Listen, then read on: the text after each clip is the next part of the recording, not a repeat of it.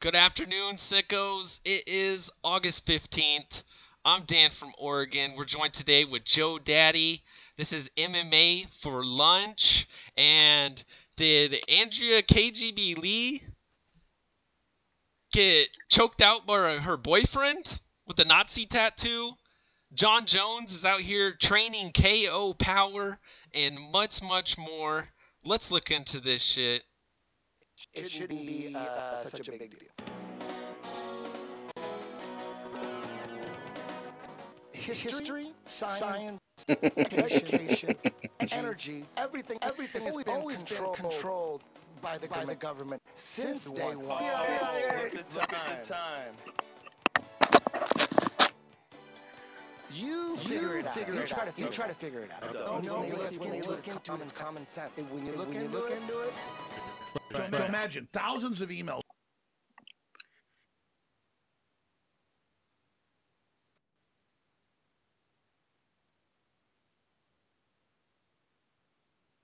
What's up, man? I'm just getting home from this 104-degree weather, and I'm inside now, and it's 70 in here, so I feel great.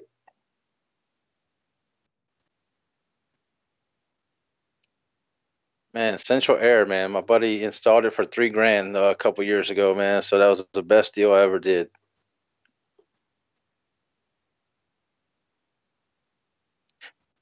No, they just replaced the big stuff, and it's a neighbor of mine, so he gave me the Mexican discount. Oh shit, no volume on me. Thank you, BLT. Alright. That's what I get for smoking during the little interlude. Alright, so this is what we got going on today, though. We got some KGB lead talk, some Jon Jones talk, and let's jump right into Jon Jones real quick. He is out here, and supposedly he is training his KO power. One shot, one kill. I don't know where I heard that, but someone's talking about that out there in the media. And Joe, what do you think of this, man? Number one, Jon Jones looks massive. Is he coming back at heavyweight? And do you think that's even possible? Can you train KO power? Well, you're talking to the wrong guy because I don't like John Jones. I'm not a fan. I'm a DC fan. He knocked out my guy. I don't like John Jones. I don't care about John Jones. He's on suspension right now. We might not see him for another 3 more years. So all this John Jones talk about Madison Square Garden and knockout power and all this might not even matter, man. This guy, from what I hear, is looking at a 4 year suspension. So we're kind of wasting our time here. That's what I think. Mm, mm. I think And I that can't you. I can't see the chat. I cannot see the chat. So if you see something, you're Oh, gonna I'll have to read it share to with you. me. All the Cause good shit. I'll okay, read it. But shout outs to okay. everyone in the chat. JBH, Drunk, everyone who let me know my sound wasn't on. Deathstroke, Esha, Pulse, we see you. We see you. Thanks for stopping by. Um, well, I think there's going to be some fugaziness that goes on. John's going to get 2 years opposed to the 4. And so he's going to be back like next summer or some shit. He's definitely doing some good things to keep his name out there in the media. I remember when Chael Sonnen talked about this on his podcast. He's like, you know what? Anderson Silva used to have this whole formula. He's like, he'd take a fight, and then he'd tell people he was taking a fight, and then he would show up injured, and then the whole time everyone's just keeping his name strung along in the media. So maybe that's what John is really up to over here, and I fell for it. Joe's saying, Well, let F that noise. let me ask you a question. Yeah. What's more likely to happen first? John Jones fights or John Jones gets in trouble? Jon Jones gets in trouble, but is it something that he can't just pay off and pay for some lawyers? I don't know. No, I'm with you anything. there. I'm talking about anything. He's gonna get in trouble again. Like this guy does not change, man. Let me tell you something, man.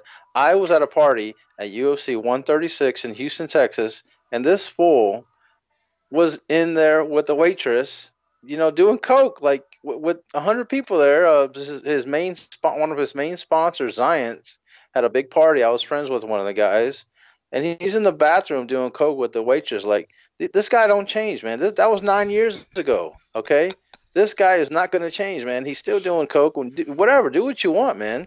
but don't come and crying about DC being the champ when you're on suspension, man. Like, I'm tired of that guy, man. I'm sorry. Thanks for keeping it real, Joe. Because I mean, I personally I don't have a problem if people want to do recreational drugs. It's when you start fucking up that's when I got a problem with it. And when you want to claim Jesus this whole time, I got a problem with that shit. And when you're gonna attack DC, who like, dude, I don't know.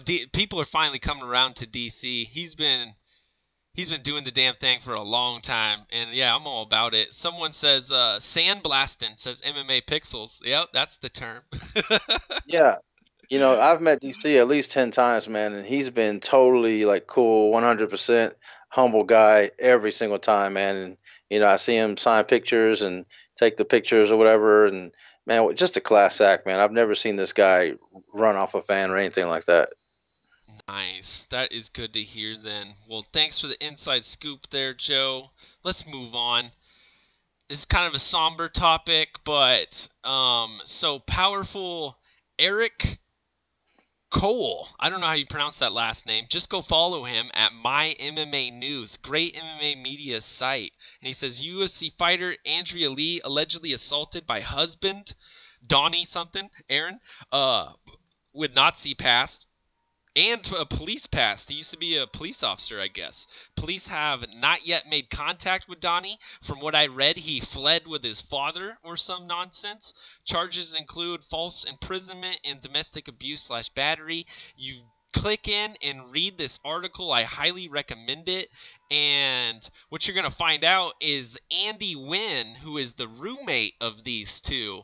Apparently, there might be more roommates. This type of crazy violence has happened with that's allegedly what the other freaking roommate says. I don't know if Andy's new to this. She saw him chasing her, trying to burn her with a cigarette. She ran away, got a hotel for the night. Fucking choke marks all over her neck allegedly, and that's kind of how it stands right now. No statement from Andrea or Donnie. It pretty much Andy Wynn being an awesome person and going out there and just trying to stop this domestic abuse going on. Joe Daddy, your thoughts? Yeah, it's terrible, man. When the story came out that this guy had a swastika tattoo on his arm, I mean, you don't have to say anymore. This guy is not a good guy. This guy killed somebody. He used to be a cop, okay, and he killed a man, shot a man 11 times in his driveway. If you try to kill somebody, you gonna try to shoot him 11 times? There, Dan. I mean, one or two is gonna do it, man. So this guy is a bad guy. Andy Wynn. Props to her, man. What a beautiful girl she is, man. Have you seen her pictures? I don't. I don't want to go down that road, but man, what a brave girl. Brave woman to come forward to. She said herself. She had a friend of hers that got killed from someone the same way. So props to her for going to the police and sharing every information she knows. And man, hopefully, man, Andrea Lee gets out of that relationship, man. That's no good, man. It's not the first time from what she was saying. So, dude, come on, man. Who needs to be with the guy that hits you, man? I hope she gets away from that situation. I totally agree.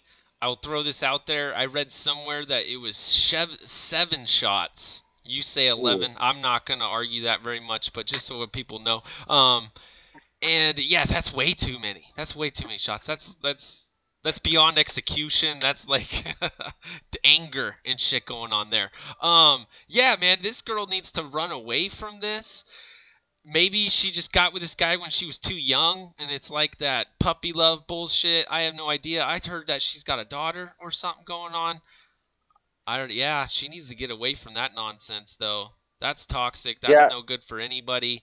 And sometimes it takes an outside person to really open your eyes to what's going on. And so maybe getting away here and now will bring that on. Yeah, it's terrible. Apparently, from what I read in the past, she was the coach. He was the coach at the gym, so that's how they met. That's how they, got into a relationship. And man, it's just unfortunate. Hopefully, she gets the help she needs, and man, they just get out that situation, man. Hopefully, man. I totally agree. But guys, link this, or hold on, let me just make sure it's retweeted. I'll retweet it out if you want to check it out. I just retweeted it. You can go give that a read, some of it's hard to read. It almost sounds like they used an automatic transcriber or something, because it looks like someone who speaks Spanish translating it to English a little bit. But it's worth a read. Sean Al-Shadi. It's on ESPN now, so Brett Okamoto put out a story too, so it's on ESPN, so it's everywhere now. Yes. Eric, I believe the first one to report it, though, and so I love to kind of trace down where it came from and try to give them the most props whenever I can. You never know with these guys, man. It came out late last night, and you never know with these guys putting out stories, who's real, who's not real, and just people putting out stuff or people getting the scoop. And yeah, you're right. Props to that guy. Yeah, hell yeah. And man, we'll get to that in a little bit when we talk about the state of MMA media. But Sean Al-Shadi, he says a comparison of ticket prices announcements for Conor McGregor's last 3 fights. And this is a great, nice comparison that he put out here to kind of just show you what's happened. 202, the cheapest ticket was 211. At 205, it looks like it was 200, but they had way more seats. So the next set of nosebleeds, they made only $100. And then at 229, headed back to T-Mobile, it's 205 is the cheapest ticket. But if you look at the cage side seat, that is basically doubled from 1,300 up to 2,500. They're going big with this card here on this gate, man. Who's got the T-Mobile record right now? Is that Mayweather? No idea. McGregor? No idea. Yeah, I'm not a ticket guy. Hey, man, props to them, man. If they can sell that place out, props to them. It's going to be a big fight. I wish I can go. But, I mean, that's the Junkie Gathering, I believe. If I'm not mistaken, George put out a long time ago that was the week they were going to do the Junkie Gathering, whether or not they had a fight or not. No fight was scheduled. But, man, like I want to say 6 months ago, he put that as a date. So, man, they lucked out on that. But, man, hey, man, if they can sell that place out, good for them. I'm kind of an asshole and wouldn't mind seeing somebody get hurt and people paying all that money for nothing. That's kind of a bad thing to say, isn't it? I'm terrible. I'm such a terrible person. I'm terrible, man. But hey, man, we'll see what happens, man. That's a fight I would love to be at, man. And I've never seen a fight in the T-Mobile, so I know MGM Grand. When I was there in the nosebleed seats, all the seats were great in there. So we'll see what happens, man. Dude, I've actually looked at this a lot, and the MGM just looks more intimate of an arena. You go back and you watch 189 with McGregor and freaking, who did he face? Chad Mendez with the live walkouts and shit. That looks so nuts. But then you go and you watch like 202 and T-Mobile, and it just doesn't seem like the same atmosphere for some reason. And you got the media talking about there's no media room, and there's nothing right around there when it comes to that area of Vegas as well. So I don't know, man. Some throwback fights at the MGM, that'd be kind of cool. I don't see the T-Mobile wanting to do that, though, because now they got more suites and more shit like that they could make money with.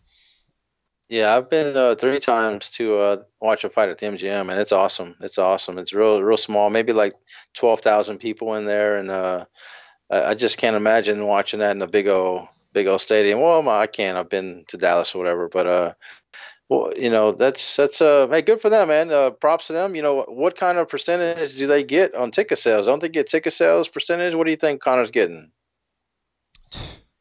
I don't know, man. I wish we could peek into Conor's contract and see how he's really changing the game, because he lets us know on a lot of shit, but there's a lot of shit he hasn't told us either.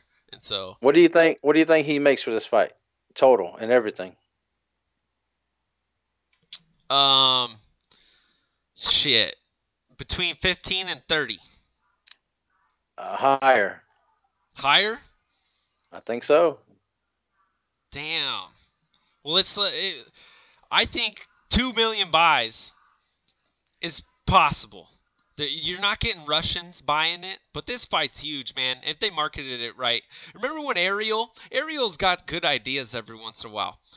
Conor didn't show up for the presser. They pulled him off UFC 200, and Ariel's like, yo, what you guys need to do is just make an embedded or fucking primetime or whatever and say, Conor ain't coming. Conor's off training in the mountains off in Iceland and some shit, and make it out to be like some Rocky movie type shit. Now that they got short time, that's totally what they should be doing right now. We don't got time for world tours or none of that. But guess what? Here's prime time. We haven't aired a prime time in 5 years since back in the salad days with like GSP and shit. Here's 3 weeks to get excited for this shit. I think that'd be dope. You tell the Dagestani story, all that crazy nonsense, mix in some, fakeness of Conor training in the mountains with like Dylan Dennis or whatever the hell they can make. They could hype this up hard. I don't know. I wish they would do something like that, Joe. Yeah, it's funny looking back. That was probably one of the dumbest mistakes the UFC has ever done, pulling Conor off a fight. How silly does that sound today if you pull Conor off a fight? I mean, that's just ridiculous. I mean, hold on. They ruined the biggest card of the year by doing that, but they almost got 1 million buys on UFC 200. And UFC 202, which was otherwise a shitty card with just Conor and Nate on top, sold like 1.6. So they took what might have been, 2 million buys or, if you're stretching it, and got 2.6 out of it. So, I mean, I could hate the UFC as much as I want. Somehow they lucked out there, though. Yeah, you're right. I'm gonna guess 50 to 60 million for Conor. Really? So yeah, you think he's getting some massive? Maybe, man. I don't know. With 2 million buys, I think you gross just over 100 and something million. And I don't even know if that takes into account the 30% that you got to give to Comcast. And so Conor making like 50%, and then the UFC having to split some with Khabib. I don't know about that though, dude. That's like some boxing revenue type shit right there. Well, he got a peek into that fighting Mayweather. So if you fight Mayweather for that much, why are you going to fight for the UFC on different terms? I mean, he wants the same terms. That's why he hadn't fought in a couple years. So, I mean, he wants a piece of the gate. He wants a piece of the stadium. The what am I trying to think of here? The pay-per-view buy in the gate. Well, I'm talking about like the vending in the stadium. He wants a piece of everything. All the apparel. So, yeah, absolutely. Why the hell not? That's the way it should be. I mean, the boxing does it that way. Why the hell not? So, I really think that if you say what is true, let's say 100 million that they do for this fight, he gets half. That's what I'm saying. He's going to get half of what they make. That's what I'm saying. Well, hold up. Maybe you're onto something, because when he fought Mayweather, what I heard is kind of the McGregor in UFC portion was like $100 million. Right. And then the rest of it is what went to the other guys. And I heard that Conor got like 60 maybe. And the UFC might have got 40 of that. I don't know. These are just numbers I heard thrown around, so don't quote me on none of this. It makes kind of some sense. And so when you say that, where Conor's like, yo, yeah, you're going to let me do this or I'm going to sue your ass. And then they're like, all right, well, give us a nice percentage. And he's like, okay, well, guess what happens when I come back to MMA? We're going to be rolling with this same percentage, motherfucker. And so, man, I could see that maybe. And look at, what did he do? He held the UFC hostage, and look at what happened to the UFC. Fucking everything tanked. UFC numbers tanked. Pay-per-view numbers tanked. FS1 numbers tanked. Freaking just across the board tanking. Minus the TV deal, which was a big thing. And so maybe what do you think is going to happen after this fight? What's going to happen after this fight? Everything's going to go up. The business is going to boom. So, the business runs around Conor. Who would have thunk that a few years ago, man? Their business runs around Conor. And fucking Nate Diaz is a goddamn genius, saying, you're taking everything I work for, motherfucker. Dude, think of all of the guys that have been around forever, putting in names, running the Fox shows, And then Conor comes in. Nate chokes him out, and still Nate doesn't get the props. Still Nate doesn't get the promotion. Still the whole MMA media is all over Conor's dick, you know. Oh, he was just, he was too heavy or whatever. They always make excuses. It's crazy, man. Conor's got everyone by the balls, the media and the promotion. Yeah, well, Nate doesn't move the needle, Dan. Nate can pull like 3 million on Fox. Meanwhile, Eddie Alvarez, Poirier, Jose Aldo, the next pay-per-view star if you listen to, or the next UFC star if you listen to Kevin Iole, Jeremy Stevens, Joanna Jędrzejczyk, the Queen, and the list goes on. They cannot pull like hardly over 1 million on Fox. So who's the needle mover, man? This shit's crazy. Yeah. I think Nate can do 500, 750 pay-per-views by himself. If what is he on, the New York card or something? Yeah, him and Poirier. And dude, that could be the headliner. That could be the headliner. Dude, I haven't heard many of fights that might actually come to fruition that can headline over a Diaz name and do better. Because I mean, there's been stuff in the past. They had a Johnson. Instead of calling it UFC Stacked or whatever, they put Johnson versus Carriasso when McGregor was fighting under him. And they lost pay-per-views because they did that. When you don't run with the biggest name, you're just shooting yourself in the foot there. Yeah, I think Nate can headline that card. You know, I may be stupid or whatever, but hey, real quick, I don't know if you heard, but Ariel was kind of hinting on Monday GSP being on that card, but versus who? I got a lot of opponents I would like to see GSP against. And none of them are really going to happen.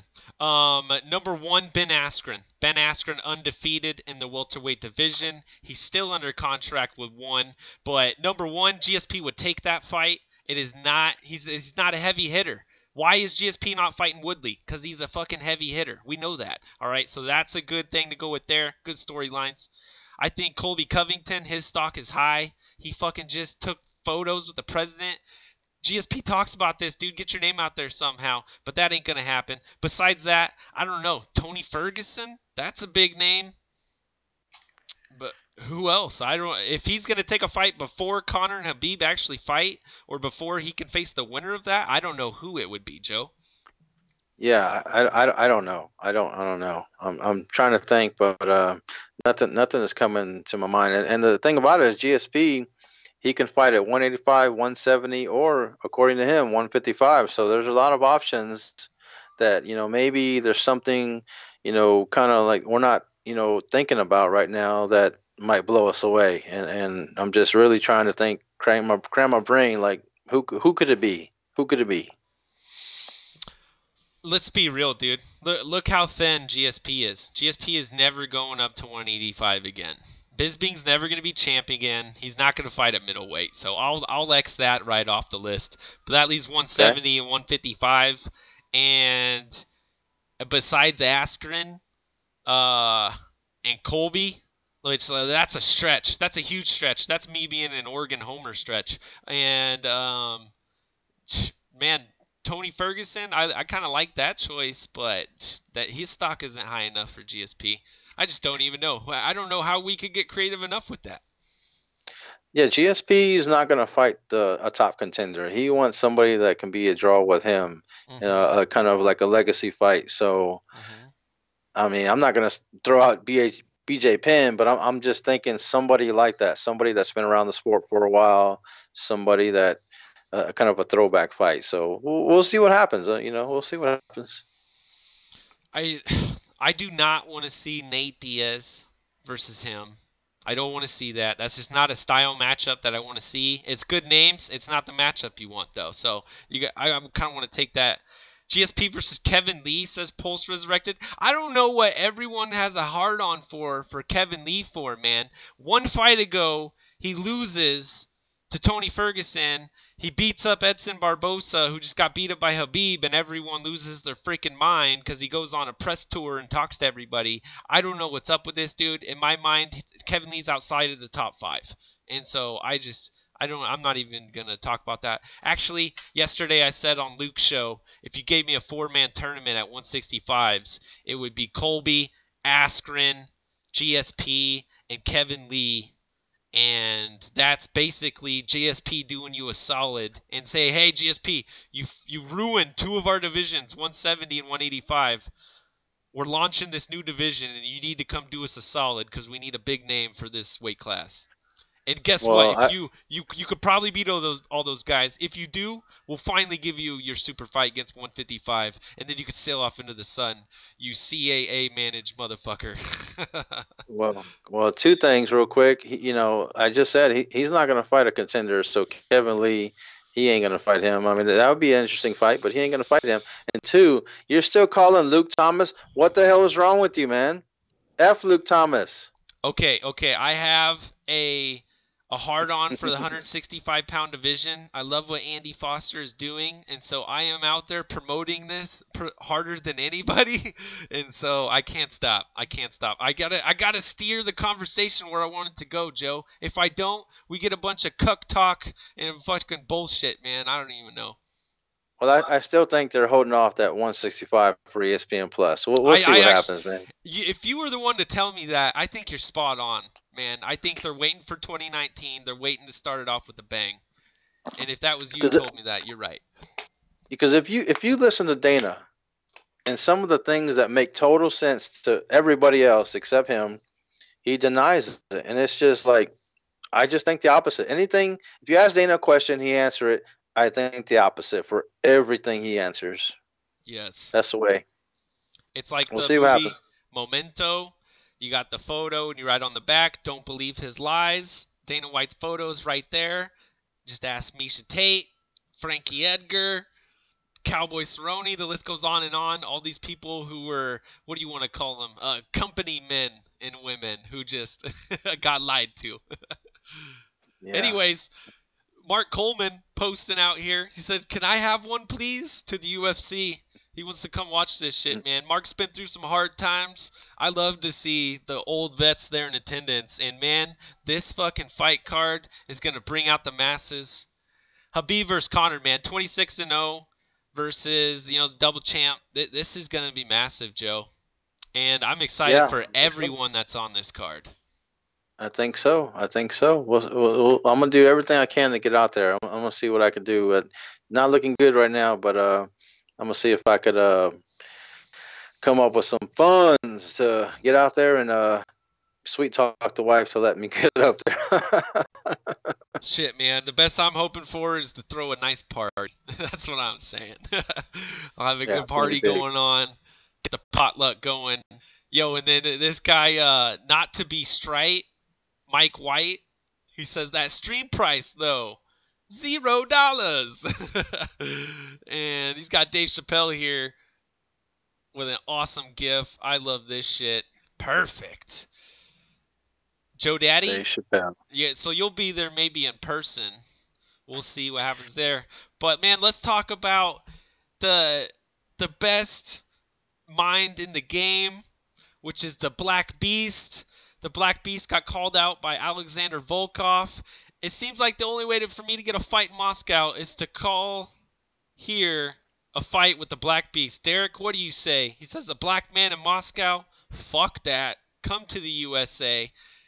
Volkov's talking about a fight pass card. Fighting on that. The Black Beast, who's like ranked number 2 at heavyweight, says, I don't think so. Look at him now. Co-main event of the biggest card of the year, man. Joe Daddy, your thoughts? That is very surprising. I mean, Derek Lewis, that's my dog, man. That is my dog, man. I roll with him, for whatever, man. That was very surprising to hear him get the co-main event of that, fight after what we saw in his last fight. I mean, just a terrible, terrible fight with him and Francis Ngannou, and just the way Dana talked about that fight. It's surreal to see that as a co-main event. I mean, Derek has back problems, man. Clearly, he's got back problems. Clearly, every fight he's gone in pain. So, it's just a coin toss whether he's going to show up for the fight, whether he's going to show up healthy. That's just hey man, I love Derek Lewis, but I would not have put that fight as a co-main event. Mm, mm. You got to take a couple things into account. There are not going to be any people getting pay-per-view buys added to this card. Conor has made that clear, so no one garnering any type of money is going to make money off his back. And so Lewis versus Volkov, that is the number one contenders fight, basically. Volkov on a straight run, but you make a lot of great points. That fight was dog shit, dude. What Mhm. the hell? I heard an interview though with Lewis on SiriusXM, and he said he got 20 shots into his back to help like alleviate some shit, and it's muscle problems that he's having. It's not exactly discs or anything like that, which kind of sounds like good news. The doctor told him, I Mm. think he walks around at 285. They'd like to see him down at 250. I would love for Derek to quit eating Carl's Jr. I know that's your favorite. Man, if you quit fast food, I'll quit fast food. I'm in you with this, brother. Let's do this shit. And yeah, man, it's crazy turnaround, but dude, this is the state of the UFC. There's just so many cards. They don't even it doesn't even matter. Look like your health matters that much at this point in time. They're like, "What? We can send you to Germany, give you some stem cells in the back. Let's do it. Let's fight. Cody Garbrandt, get the fuck in there. Lewis, get in there." Yeah, it's pretty crazy, man. Derek Lewis. Props for him, man. Good for him. But you're not gonna see another belt on this fight card. You're not gonna see another pay-per-view draw on this fight card. I saw they put Sean O'Malley on it. That's pretty good. Mhm. You're gonna see guys that potential pay-per-view stars that they could throw on this card to show the world who these people are. So to me, you got to put fights that are going to be bangers. You got to put fights that are going to entertain. Or you could throw crap on this card because what's everybody tuning in for? They're going to tune in for the main event. This is like a boxing card. Yup. People are going to the main demographic is going to just tune in for one fight. So does it really matter what you put on there? The UFC could roll out this UFC, what is it, 229 or something? They could roll this out with a one fight card. Seriously. And nobody would care. Because it's only So, 60 bucks. Or the 65. They came out and said there will not be a price increase, or at least really Mark Raimondi reported that, I believe. awesome. Someone Yeah. reported it. Yeah. They jacked up that price and didn't tell nobody. That was messed up, huh? Yeah, so here's something. Watterson versus Herrig. Watterson is managed by Endeavor, WMEING, and so she's gonna make her way onto the main card here. Herrig is looked freaking great though, man. Since she lost a few strike fights to wrestlers in her tenure in the UFC, she freaking fixed up her wrestling. Now we'll come out there and grind some people or strike with them. I think that's a hell of a fight, and I actually favor Herrig in this one. I think Michelle Watterson is honestly an atom weight. She's going to just be a little bit undersized, not really overmatched in skill. I think it'll just be kind of a size thing when it comes down to that. Well, you got two pretty girls. That's the way they're gonna put it on. Two pretty girls out there. Who's really calling for that fight? Mm, I don't know, man. That's just another fight on there. I mean, they're two older fighters. To be honest with you, I didn't Felice lose her last fight. No, Felice won. And Really? Michelle won too. No, wait. Felice Okay. lost to Karolina Kolakiewicz in a close fight. You're right. You're Okay. right. Okay. Yeah. So I mean, I don't know. It's another dart thrown at the board. You know what I mean? Like, who really cares? That's going to be a one fight card, man. But good for those ladies to get some exposure. That's what this card is going to be about. You know, who can get that exposure and use it to their advantage. Sean O'Malley, man, I like that kid, man. So he's got a good personality and a good story, and I like his swag. So we'll see what happens. Nice. Well, yeah, man. I don't know. There's gonna be some guys that hopefully get the rub. Maybe Dominic Reyes can overcome OSP, but most likely OSP is gonna Von Prue choke somebody. That's what we've been seeing lately, and there's more to come on this. But we'll definitely stay tuned with UFC 229 news as it comes about. What else do we got here? So the title of this is The Failing MMA Media, and I kind of want to get in this discussion here, and I'll start it off with this, and you got a different take, man. He said, how mad would you guys be if Sean and I discussed New Japan Pro Wrestling and then G128, whatever that means, on the G1, that's the wrestling tournament. Come on, get with the program, Dan. Yeah, and so most motherfucking marks out here wanted to see this shit, dude. Where we got all these MMA sites, and they want to talk about pro wrestling, dude. Like, what's going on? Ronda goes over there, the one of the two biggest stars, and everyone wants to talk about this shit, dude. Like, go get in touch with your man Dave Meltzer and go write about it. Go do something for his site, dude. I don't want to see that shit on MMA fighting. I don't want to see it on MMA Junkie. I don't want to see it anywhere, man. And another thing, let me respond to that, Joe, and then I'll get to my next point. I'm responding? Yeah, what do you like wrestling, so your take on this. What is Okay, so listen, we're in a 2-week stretch with basically no UFC, right? I mean, UFC runs the court here. So 2-week stretch, no UFC to talk about, okay? Wrestling, I'm gonna be honest, I went through a 20-year stretch without watching wrestling. 20 years I went without watching it, okay? The way the Endeavor is running the UFC now is basically the way you run wrestling. Yeah. Okay? You're putting on the top fights. It's not about who's the best. You're putting out who can draw. Who can draw? Who can draw you the money? Who's the money fight? Who can we put in there to draw in the fans? Okay? That's not why I started watching MMA. I started watching MMA to see who the best fighter in the world is, okay? And when Endeavor took over, it went downhill for me as far as my fandom in MMA. And I started watching wrestling, man. And so there's so many similarities between the two. Whether you like wrestling or not, whether you think so or not, there are so many similarities between the two. So, it's about entertainment. It's about, good guys, bad guys. It's about heels. It's about, storylines. So, to me, they're the same. They're the same. They are the same, Dan. Whether you like it or not, they're the same. There's a script in wrestling, okay? That's Vince McMahon and Triple H. They've got the script. I'll tell you what to do. Endeavor's got the same script. They've got Dana White. They've got I can't remember the guy's name, lead of Endeavor. That they're putting on the fights that they want. They're putting on the fights that they think they can draw. And so, they're getting closer and closer to being the same in my eyes.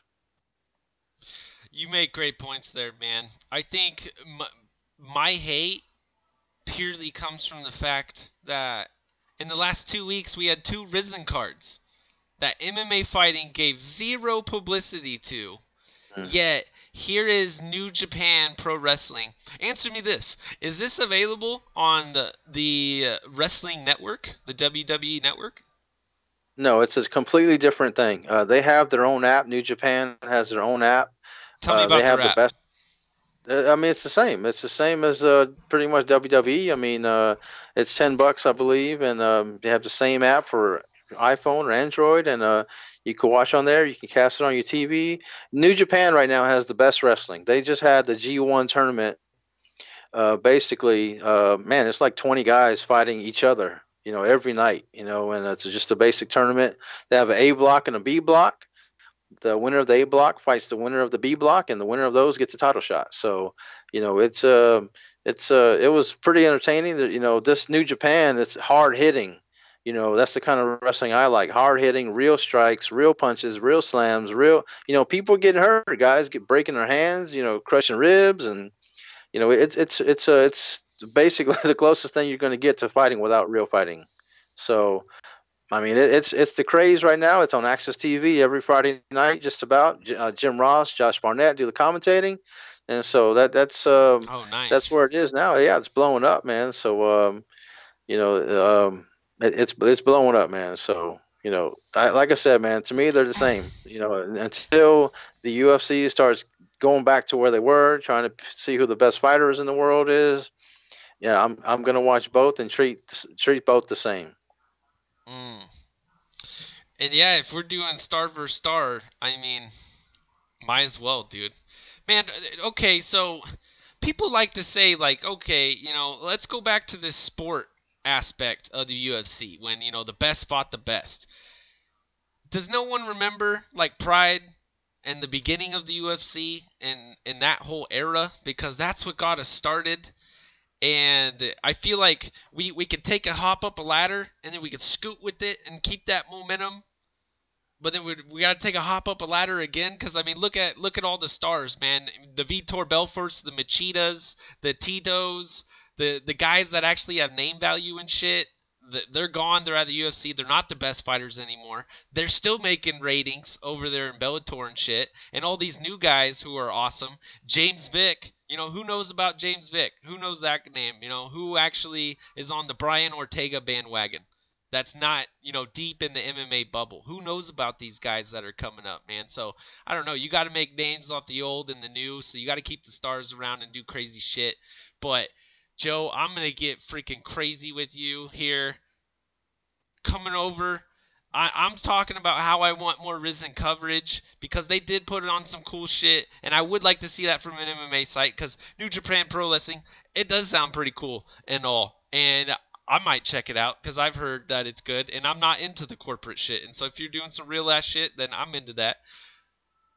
I'm gonna drop this on you, man. Right when I start to love Risen, I love Horiguchi over there. He's bringing Japanese MMA back. There's a bunch of young stars. They had some ladies that lost. They're bringing back Bob Sapp, man.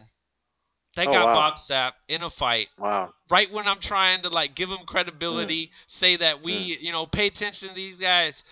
Japan's coming back. Give them some respect. They fucking shoot me in the foot and come and really announce Bob Sapp's in a fight. Wow, that's amazing. That is amazing. I feel bad for you, Dan. I mean, you're out there tugging their flag. You're out there pushing it to every vendor in Oregon. You're out there on the lake with your flag and Risen this and Risen that, and they just want to kick you in the face with that. That is messed up, man. Bob Sapp. Well, that dude's a star. That dude's a star in Japan. I mean, this with MMA and wrestling. That dude. That dude can't walk the streets of Japan. So, that I don't know, man. That's crazy. They need some more viewers, I guess, over there, and more tickets sold over there, I guess. So that they're doing what they got to do now. I guess it's like having Tito fighting Bellator, having Chael Sonnen over in Bellator, or bring back Hoist. Maybe that's a better comparison. Bring back Hoist and Ken for a fight. This is their version of doing that. Wow, that's crazy. Well, I hate to do this. I want to go back real quick, and I should have said something before, but yeah, you're right about all the stars leaving, and they need to create more stars. Well, the WWE network, they got guys that they want to push, so they'll put out a YouTube video about that guy. They'll put out a documentary about that guy on the network, and that's something that we're not seeing for the UFC. They're not releasing anything to promote these fighters. And I saw Cub Swanson, he had his own vlog the other last week, and somebody else what's the guy's name? I can't think of his name, but a couple of guys are putting out their own content. If the UFC's not going to push them, then they're putting out their own content to push themselves. So, that's just they're lagging. They're lazy. They need to go to Connecticut and talk to Vince McMahon and get some ideas, because they've done everything else on their side from the WWE. I mean, all the things that they do, they copied from the WWE. So, they need to pull out a page of that documentary, the documentary book and that YouTube book, and push these guys that they want to push, man. You can't just throw them on the fight and expect people to watch. You got to give them a reason to watch. Man, it's crazy.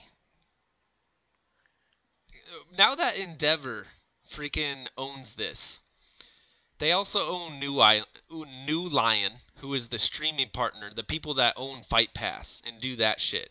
It turns out that they do all the streaming for ESPN, which is fucking nuts. The new partner that they have, 11 Sports over there in Europe, New Lion owns a majority stake of that, or a minority stake of it or something. And so they're making money like handed fist over everything. The more and more I look into what they did, they purchased the UFC for content, dude. That's why we got 13 fight cards with 7 hours of programming that they could go throw on this thing. And they got it for dirt cheap compared to other programming that they get out there. And with Ronda leaving to the WWE, who manages Ronda? Do you know the answer to that, Joe? It's a very famous agent, and I can't think of his name, but he manages like Hollywood people, I believe. So I can't think of his name, but hey, man, it's the dude who runs WME. Is that right? Yeah, it's the same guy, Ari Emanuel. No, it's not. No, it's not. I'm pretty sure, dude. Like, she's now managed by them. I know that they manage Michelle Watterson. So, I know that they manage Michelle Watterson. Maybe I'm spitting out fake news here. Look it up. All right, Google it. They got freaking Michelle Watterson, and that was kind of to my point. But man, what if Conor loses and runs over to the WWE just because they got 4 to 5 times the ratings over there when you kind of compare it to the UFC? This shit's I don't want to go DEFCON on the UFC and what's going on here, man. But I kind of want to go DEFCON on the UFC. That would be crazy. That would be crazy, and I could see it happening. I could see it happening, man. Conor can. Well, you know what? You can't get the big paydays. You can't get the big one day's work, one pay over there in WWE. So I don't really see that happening for a while until Conor can't do it anymore. Until he can't make that big payday fighting. I don't see that happening anytime soon. But I can see it happening down the road, maybe 8-10 years down the road. Man, who knows? I'm reading here. Ronda Rousey, since March, has been managing professional boxers. Yep. Somehow I missed that news. Ronda Rousey and Miesha Tate. Miesha Tate's got some fighters too.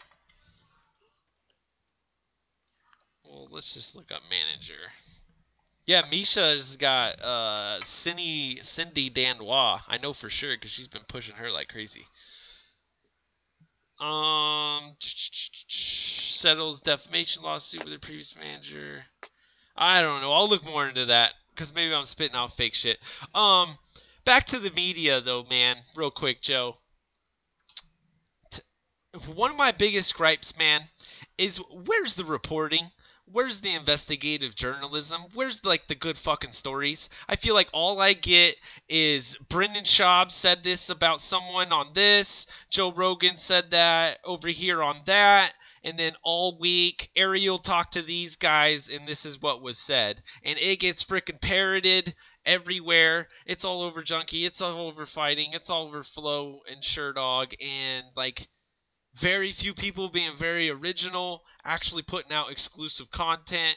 And honestly, I go to the smaller sites for that shit, man. Everyone's just like, it's pure clickbait nonsense.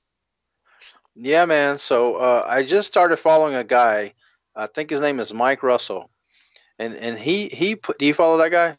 Yeah, he's a great investigative guy, but he blocked me. Okay, good. You probably deserved it. But listen here, he tweeted out the other day of why you don't see that kind of journalism in MMA. You get the hate, you get the hate from the fans. You get these hate tweets that they want to kill you, this and that. And if you do come out with something like that, the UFC is just going to block you from covering their event. So there's no money in it either. People are not going to pay for that. Let's say if this guy comes out with a big story, do you think MMA Junkie or Fighting is going to pay for that story to put it on their website to promote this guy and get possibly banned from covering the sports? I mean, I don't think so. So, it's very unfortunate, man. I hear where you're coming from. I've talked to a couple guys, behind the scenes about that, like why we don't see that. And that's the reason. That's the reason, man. There's no money in it. You're gonna get hate, and you're gonna get blocked from covering the UFC. That's it. I mean, like, where's the carrot? You know what I mean? Hold on. I'll give you some instances of just the little things I'm talking about here.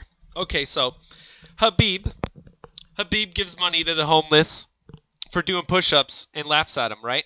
I This didn't like guy, that. the Maximum Power on Twitter, a fan, went and found those homeless people and asked saw them that. questions about what I happened. saw that. How I did you saw that. feel about them giving you money? How much money did they give you? Did they take it away? Because we heard they took some money away. The real answers we wanted to know. I don't want to hear your speculation, your goddamn, your views on it, if it's good, if it's bad. We all know it was fucked up, all right? It was fucked up. What did those guys think? A Twitter guy went and did that. Okay, and then another instance just this morning. Luke Thomas puts out there, because I mentioned on his show yesterday. I don't know that guy. But go ahead. Okay, we'll call him that guy. Jason Floyd from the MMA Report had an excellent interview with Mike Mazzulli and Andy Foster. Go check it out, guys. I linked it yesterday or whatever. And so I brought up that, and I was like, dude, they're talking about they gave you what they recommend. You guys aren't doing it. Nothing's going on here. The low-hanging fruit is weight cutting, and he's talking about, okay, the next time someone comes in crazy heavy, is anyone really not going to watch that fight if I bump it up a weight class? And freaking what he said was 5 pounds, but what he meant was a weight class. 5 pounds makes sense in boxing. Weight class makes sense in MMA. But I want to ask Andy Foster this. You let Alex Perez fight Jose Shorty Torres, who was a flyweight, and the other guy came in weighing a featherweight division. He was like 146 or something. And like, why did you allow that to happen? Why did that fight go on? Why did Thiago Santos get to come in way heavy? I don't know, because those guys were up like 16% or some shit. I know that in their rules and stipulations, they don't have to cancel a fight, but they do have to recommend that you move up the next time. And then if you miss it twice, they can actually not recommend but require you move up or something like that is what I read. But that was a long time ago, so I want to get some new news on that. But okay, so the guy comes out on Twitter asking questions and says, does anyone know if there's any actual data on the one championship weight cutting and if it solved it? Instead of reaching out to every guy, the health guy, I just looked up his name, Dr. Wang. Dr. Warren Wang is their doctor for like 3.5 years now or some shit. Luke doesn't reach out to him and ask him if there's any data. He reaches out to freaking Twitter. It's more of like an advocacy. Let's talk about this thing instead of actual reporting. Why the fuck didn't he just talk to those guys, man? I don't get it. You got 15 hours of show to run. You can't get on real freaking guests to talk about real shit. But like you said, dude, no one wants to hear about this shit. But I don't want to hear you go to Twitter and asking fucking questions either. Well, that's your boy. That's just laziness to me, if you ask me. By your boy that blocked me. I don't like him no more. That's just laziness, man. And you know that's the world we live in, man. That's the world we live in. They'd rather hear it from a easy source. You know, Luke's popular, so he reaches out and he's going to get 25 responses. So let's go that route instead of making a phone call. But I don't know, man. You know, there's no benefit to this journalism that you want right now, man. There's no benefit. You know, you get the hate tweets, you get threatened, you get your life threatened. Nobody wants to pay for the stories. You don't make money. I mean, that guy that you were talking about asking the homeless guy the questions. Well, what did he get out of it? You know, that's the world we live in. You know, there was nothing he gained from doing that. So maybe he gained some views or some Twitter followers or whatever, man. But the journalism that you want, I just don't see it happening, man. Because there's no reward at the end of that in the row there. Okay, so I will back up my MMA is failing or the failing MMA media with this. Joe, you watch most of all the shit out there. The press conference, the biggest press conference of the year. Nate Diaz and 11 other fighters in attendance. And you got only Big John from MMA Junkie and Jim Edwards out there asking questions. It was one of the most pitiful press conferences I have ever seen. Wow. The showing by the media was just, it was gross, dude. It was gross. It made me like this sport less, because what the hell? How am I supposed to care if you're the guys getting paid and you don't even fucking care, dude? They were like, they only had Khabib Conor questions and no one had nothing else. Did you see this, Joe? Yeah, so I heard about it. I did not see it. Two guys I've had beers with. I like those guys. I respect those guys. And I heard, I don't know who it was, but somebody did respond to that. There was some other people that they had in town that were getting interviewed at the time. So half the media was in the press conference, and half were in the back interviewing certain guys. So that was one thing I heard. And man, a lot of time I asked the same question: why don't you ask questions at a press conference? And a lot of people would just say, why would I do that when I could get a one-on-one with these guys? Why would I, ask, to the whole, and you're not gonna get the response that you would get if it was a one-on-one. So that's what I hear the guys telling me, that's why they don't ask questions at these things. They're not gonna get the response they want, or they would, be beneficial to them in a one-on-one. And why don't you ask Dana questions? Well, Dana's not going to tell you, the truth. Basically, he's not going to, spill the beans in front of all the people and all the fighters. So that's another reason why they don't ask questions. So yeah, man, I can hear where you're coming from.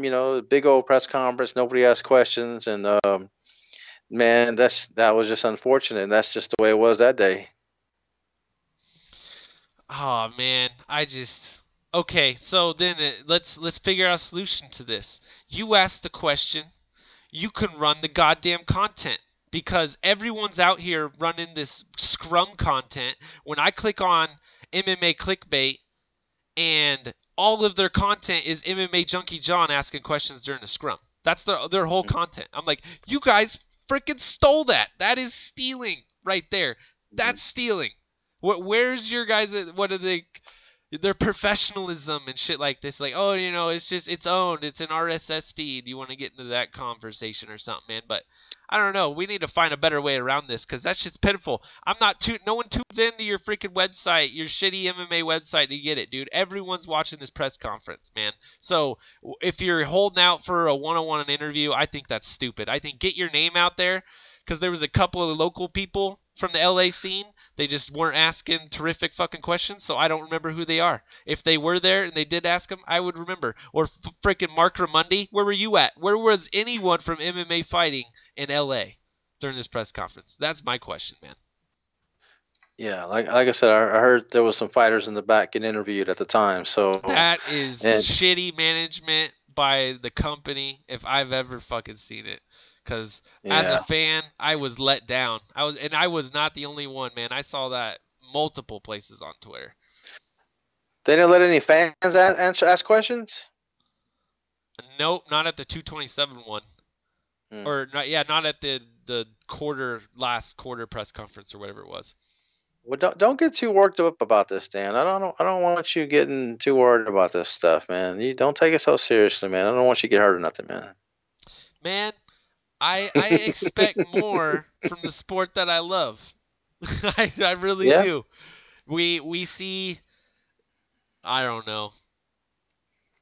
But let's move on. I see these guys. Some guys just go up there just to get a free meal, man. Like, get their face on camera, get on embedded. I mean, that's the case sometimes. Some of these guys don't take it as seriously. They just want a free food and get their face out there. And hey, I'm at a UFC event. I'm covering a press conference. Look at me. Some people feel that way, man. And they're too scared to ask a question. So you're going to get that too, man. God damn. Well, it's going to take me a while to fucking realize this shit, and it's never going to change. I'll figure it out one day. SummerSlam is Saturday. SummerSlam is Sunday, Dan. So, yeah, a 2-week trial. They're offering a 2-week free trial. So tune in Sunday night as SummerSlam invades Brooklyn. Dude, I don't know nothing about that. On Sunday, there's too much MMA on Saturday. I'm going to have to take Sunday off and go enjoy nature that day. Yeah, well, it's like Sunday 6 o'clock or 5 o'clock or something. So No, on Saturday, Brave is having a card, some Akhmet card in Russia, and then probably the best event of the day, Tyson Fury is going to be fighting in the boxing event. So that should be fun. really, this weekend? Yep, he fights on BT Sport or something, so it might happen kind of midday. It'll probably happen in Europe time. Man, I thought he quit. No, dude, he's back. He got all fat and crazy, and then he got in shape again. He saw Deontay Wilder and freaking Joshua out there. He's like, there's some paydays to be made. If I could just win one fight. Right? So Yeah, that's well, what he's doing. he beat Klitschko, didn't he, on his last fight? So Yeah. And so now he's got some guy, and if he gets through him, he's got a promised matchup with Wilder, I think in September, October or something. wow, that's cool. What's up with the chat? Nobody in the chat, man? What's going on? No, what's going on, man? I can't see it. I don't know what they're saying. Damn. What else is going on, Dan? Okay, What you so got? Roy Nelson versus Sergey Karatanov is going to happen over in Bellator. Roy Nelson's still fighting. Man, I can't believe that. If he don't can't land that believe right hand in the first, he's got no chance. If you don't know that by now, I don't know what you've been watching, guys. Roy Nelson. That's man. That is somebody that look at Daniel Cormier, what he did to his body to get to 205. Roy Nelson could have done that, man. He really could have done that if he cared enough, if he wanted to take care of his body. You know, he could have done what Daniel Cormier did. I mean, Daniel's what, 250? I mean, isn't that what Roy is? I mean, come on, man. That's just one of the biggest disappointments in MMA is Roy Nelson. I'm sorry to say for you Roy Nelson fans. You don't love the belly rub? Well, I mean, Pillsbury, what is it? Pillsbury Doughboy rub? What's it done for his career? You know, I mean, he's an average fighter. He's a guy taking up space, man. I hate to say it, man. Sadly, one of the most popular heavyweights came off the season with Kimbo. He's got his own gimmick going on. Go look at his followers on Twitter. I'm not lying to you. One of the biggest stars. It's crazy.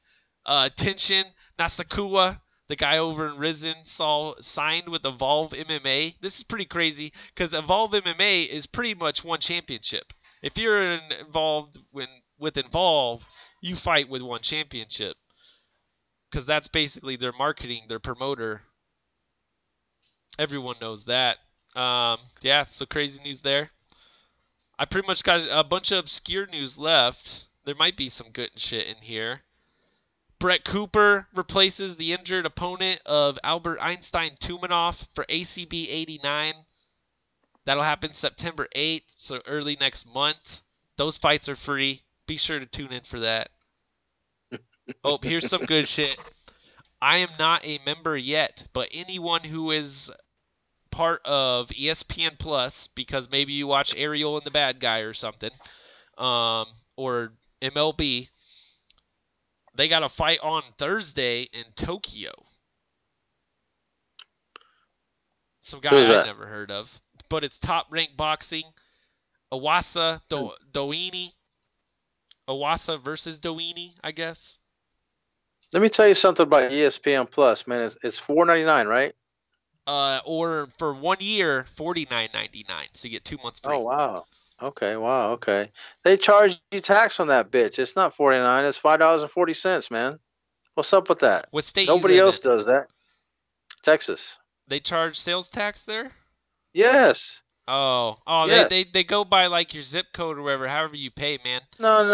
I don't think so, man. The WWE Network doesn't do that. UFC Fight Pass doesn't do that. Oh, they're shady then. That's weird. All the other stuff I get doesn't do. Netflix doesn't do that, but ESPN Plus wants their 41 cents. Okay, take it from me.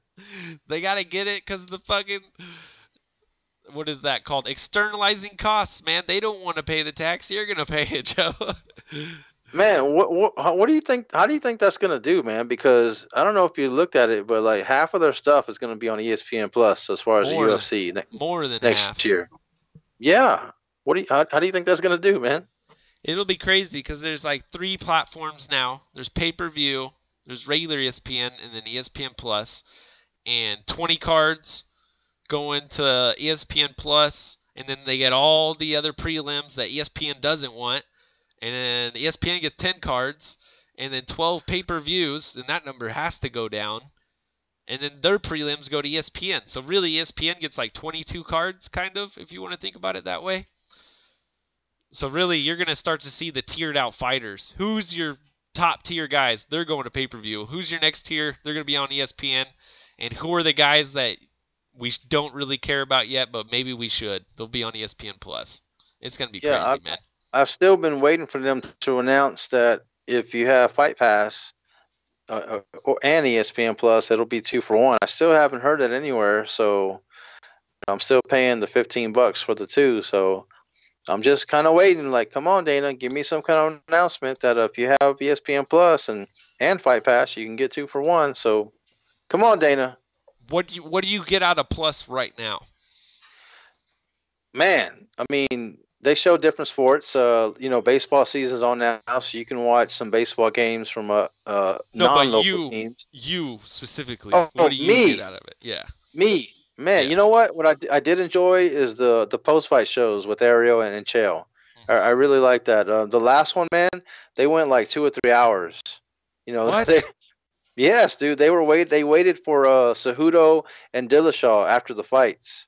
Oh, and they go to FS1 first, huh? Yeah, well, I mean, it took forever. Like they were talking for like 2 hours, man, 2 or 3 hours, man, and they were just waiting and waiting because they were across the street at ESPN. So these guys had to get into a car and drive over, and I think one of the guys, Dillashaw, walked over. So wait, yeah, so they're all out in LA. They were on site. Okay. Yeah. So I enjoy that. Do they ever have anyone else on, or it's just the 2 of them? There's no Gilbert or anything anymore? The first one had Gilbert. The first one did have Gilbert. I can't remember for which fight that and was. Then what about Brett Okamoto and the other guy? No, they did show Brett's interviews from that night. Whoever he interviewed, Dana White, he interviewed a couple other guys, and they have a pre-fight show too. So the night before or that day, they have a pre-fight show, and then they have a post-fight show. So that's the only thing I've been watching. And Ariel and the Bad Guy was every Wednesday or something like that, and it's only 30 minutes. So damn, that's it. That's it. So yeah. No, that's dope. Okay. Wait, so and that's not on ESPN or nothing. You have to have ESPN Plus for that. ESPN Plus to watch Ariel. Yep. All right, gotcha. Well, that's good to know because I've been watching FS1 and that shit's lame, and it's gonna be moving over there anyways. Might as well move over. But it does sound like FS1 has like the rights to the fighters first, so they have to go there and then jump over. It's kind of like boxing, dude. You know how they'll have like all the different outlets, and like even if we're watching on HBO, all the Sky Sports people get the interviews first when it's over in Europe and whatnot. Yeah, it was really funny last time because they were just stalling and talking about the same stuff over and over and retreading stuff and telling jokes, and they were just waiting for Cejudo and Dillashaw to show up. Man, that was pretty funny. God damn, I'll have to give it a watch. Yo, so this Akhmet card I was talking about, this is like that Chechen promotion. WFCA 50 free streaming this weekend. Alexander, I've got hepatitis B or C, allegedly Emelianenko, is in the main event versus Tony Johnson Jr. And this is actually probably one of the best free streaming cards you've seen since ACB's been live. Or since they haven't been live, man. This is some decent shit. This will happen, I think, Sunday morning. Saturday morning. And also Brave will happen at this time as well. The first card from Tangiers, Morocco. Joe, I'm crazy about this, this B-level MMA. I gotta watch it at all times You're of nuts. day. And they got You're a nut job. They got some nut shit going on this weekend, man. Do you watch LFA? No, because I don't have Access TV, dude. They gotta figure out a cord cutter deal, man. Or if they would, Hmm. if you just sent me a stream that I could watch, I totally would. I just don't know who's got the stream for that right now. What's his name? Andrew Simon tweeted the other day about different, like Sling, a couple other different things that have. I'm not gonna pay like 20 or 30 for Sling just for one channel though. Yeah, yeah, because yeah. it's on Sling and DirecTV. But besides that, I don't know. Huh. Well, I don't know, man. Get the DirecTV app, and I'll let you use my code, man. Ooh, let's do it, Joe. Let's do it. Bam, bam. Hell yeah. I don't know what it is right now. I don't know what it is right now, but Well, hell yeah, I'll start doing LFA reactions then, because they got awesome shit, and those guys skyrocket right into the UFC because they can speak English. They got a heads up over there. But that's a decent card. We'll be tuning in for that. I don't really care much about this, but some Mokhtari guy will fight Kai Kari France, and all of the New Zealand Australian guys are kind of pissed because they're matching these guys up against one another. Because apparently they all ride and die together, the Australians and New Zealand's. This Kai Kari guy, he's got some hype behind him. He was on Tough, wasn't he? Maybe. I can't remember. Yeah, I think he was on the Tough for the 125 title shot, I believe. Right? I don't know. I'm interested now. Let's look him up. Look at you. I know his manager, so that's the only reason I know. It says Tough right there, so that's definitely correct. Boom. There we go. That's why he just signed. Joe Daddy 85 on. Dropping the knowledge. Follow him on Twitter. If you look him up, that was a pretty cool video of Dana White letting him know that he was signed for the UFC. Oh, yeah. Yeah, I saw that. Yeah, That's what I thought, though. He's got kind of an odd record, a very Bellator-esque record at 17-7. Well, yeah, speaking of Bellator, no love for Bellator this weekend? What's going on, Dan? Bellator will get some love, too. 204. Caldwell versus what's his name? I do a show every day a week though, Joe, so I gotta kind of wait for it sometimes. But how about this? Oscar De La Hoya comes out and says that the MMA pay structure makes me sick. Oscar taking a shot at Dana. Dana, you effed over my card. You effed over my super fight. I'll never forgive you. But he's totally right here, dude. He's totally right. He is correct, man. We talked about that already, man.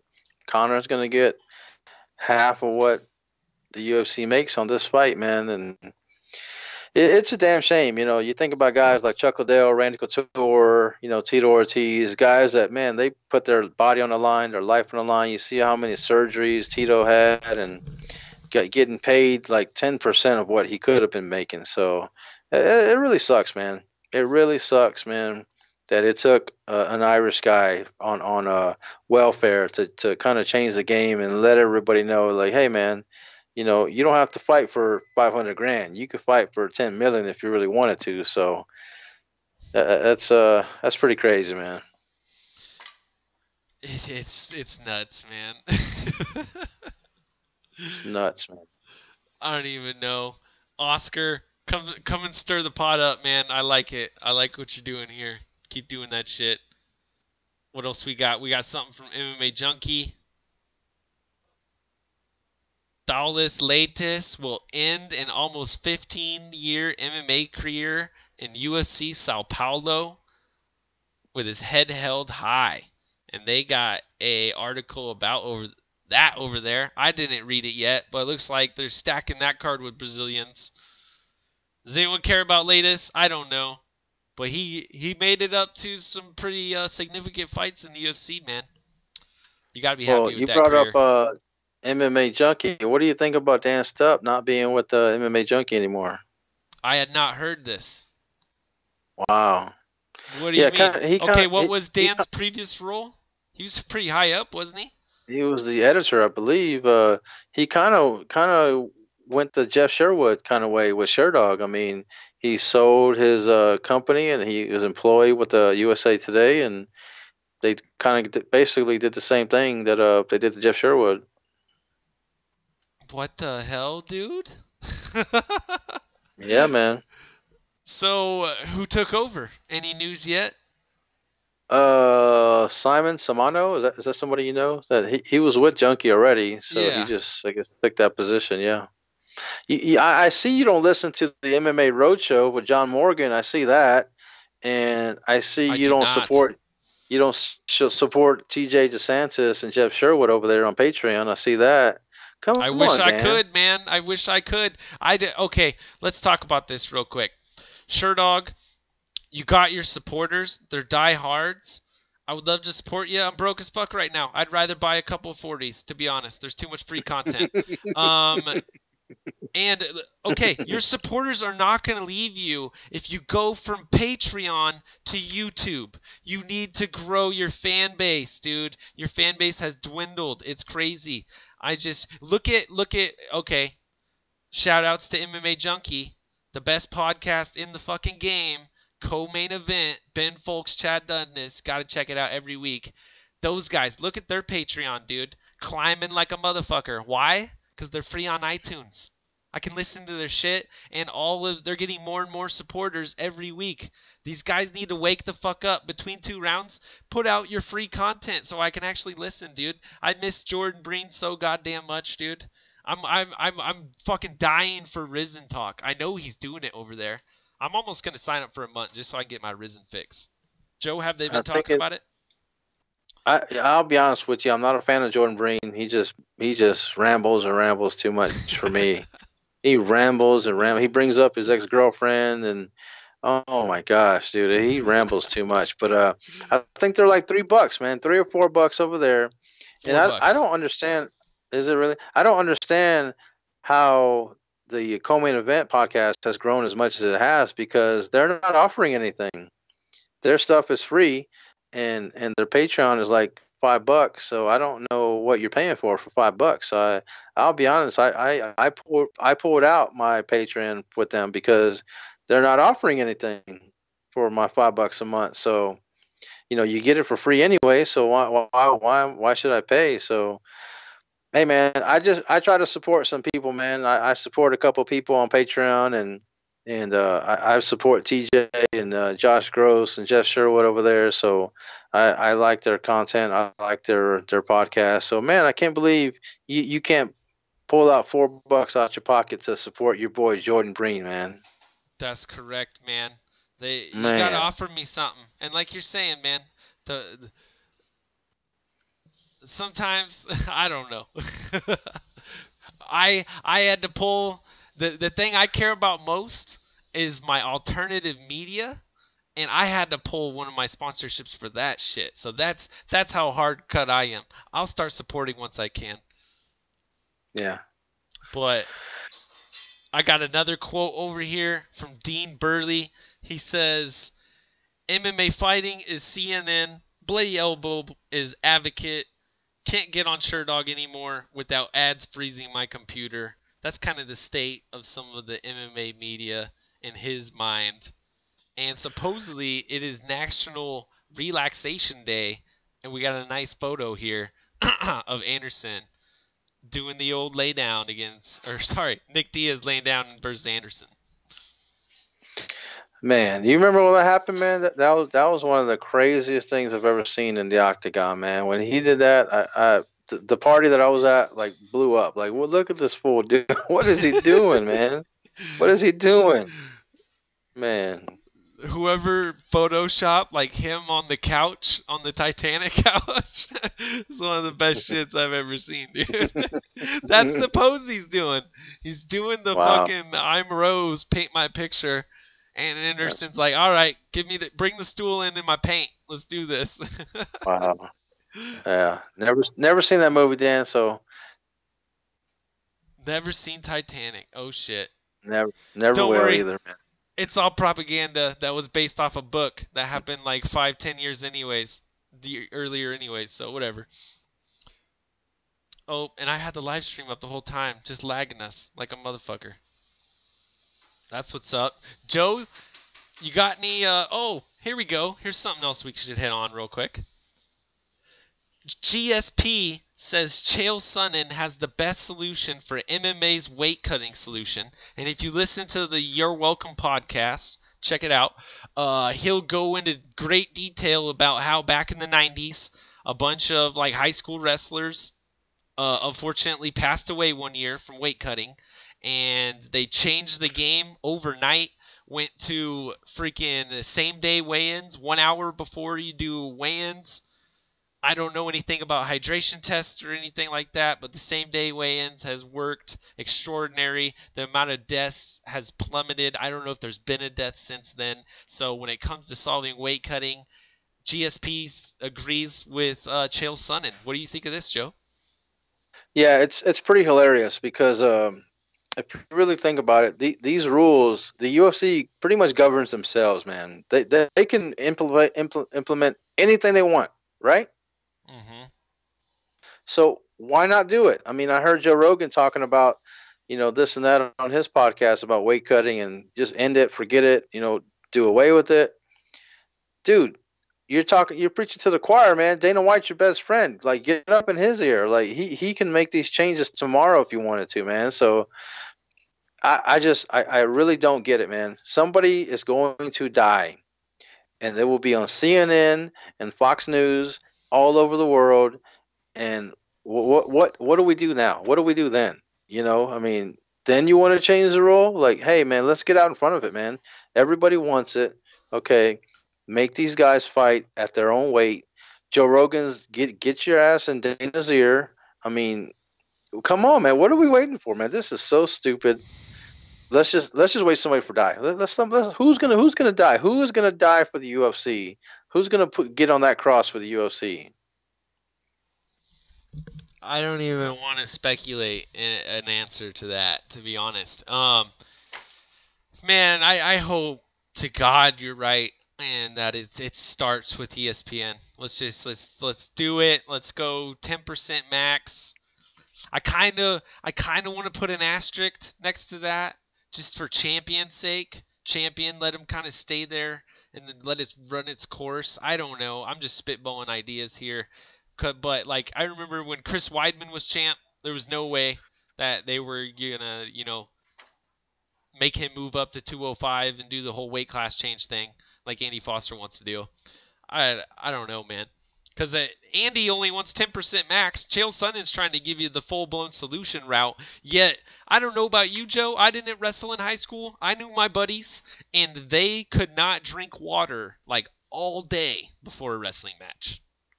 We'd be out smoking weed, and they'd be getting cotton mouth, and they couldn't touch water. I'm like, dude, how do you do that? I would kill somebody without water. For real. Wow. So, yeah, I know that they kind of they lack water, but I don't know if they're quote-unquote dehydrated under doctors' terms. Maybe that's the thing there. You're not quite reaching the dehydration that they're reaching like these MMA fighters are. Yeah, I was laughing the other day when I heard Joe Rogan talk about this. He went on for a good 5 minutes about this thing, and I'm like, dude, why are you telling us, man? Go tell Dana. Like, I don't understand what you're waiting for. I mean, this can happen tomorrow. So, shake my head, man. Shake my head all day about this, man. It's so stupid. It's kind of, Joe's podcast is really big. You can kind of start the movement, get the conversation going on throughout the fans, throughout the media. Because definitely, man, I went on a rant about this earlier. MMA Media says Joe Rogan said this on his podcast. Like, that's all they write about. So Joe says, let's end weight cutting. MMA junkie fighting, run with that shit, guys. Let's go. Andy Foster, dude, he said, like, what are we as fans doing, as regulators, as managers, as personal fighters themselves, and as promoters? What the fuck are we doing, dude? It's like, it's not any of our faults. It's all of us, and it's crazy, dude. It's not going to be just one person. It's going to take like a death, unfortunately. Yeah. Someone. Who's gonna be? Who's it gonna be? It happened in one before they changed their weight cutting policy, man. And I still got questions about that. Why is Martin Nguyen, your featherweight champ, allowed to cut down to bantamweight to fight in a super fight. I got questions there. And Angela Lee, she is massive for her division. She's fighting girls that are way tiny. What's up with that? Is she cutting weight? Those are my questions for one. She's adorable. The face of the company, man. That's for sure. Mm-hmm. Well, Joe, you got anything else you want to hit on? No, man. I want to eat, man. I'm hungry. All right. Well, that